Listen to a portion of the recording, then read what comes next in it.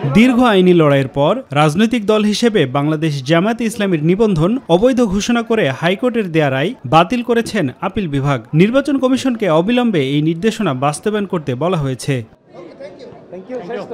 প্রধান বিচারপতি সৈয়দ রেফাত আহমেদের নেতৃত্বাধীন 4 সদস্যের আপিল বিভাগ এ রায় দেন। এর মধ্যে দিয়ে দলটির আগামী ত্রয়োদশ সংসদ নির্বাচনে অংশ নেওয়ার পথ খুলল।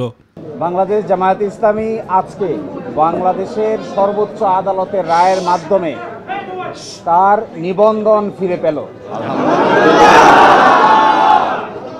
পলিটিক্যালি মোটিভেটেড পিআইএল বা রাজনৈতিক উদ্দেশ্যে দায়েরকৃত মামলার মাধ্যমে জামায়াতের নিবন্ধন কেড়ে নেওয়া হয়েছিল।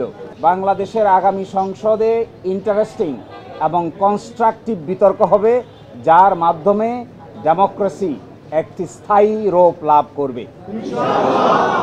তবে জামায়াত ইসলামের প্রতীক দাড়িপাল্লা থাকবে কিনা সে বিষয়ে কোনো আদেশ দেননি দেশের সর্বোচ্চ আদালত। জামায়াতের প্রতীকের বিষয়টি নির্বাচন কমিশনের উপর ছেড়ে দিয়েছেন আপিল বিভাগ। আমরা মামলার শর্ট অর্ডার চেয়েছি। ওয়ালটন টেলিভিশন মাত্র 25,490 টাকায় পাচ্ছেন গুগল টিভি। আমরা আশা করি আগামীকালকের মধ্যেই মামলার সংক্ষিপ্ত আদেশ আমরা হাতে পাব। এই সংক্ষিপ্ত আদেশ আমরা ইলেকশন কমিশনের কাছে অ্যাপ্রোচ করব।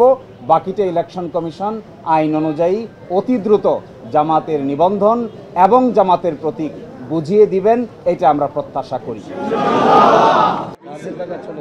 আফজাল হোসেন, মাই টিভি, ঢাকা।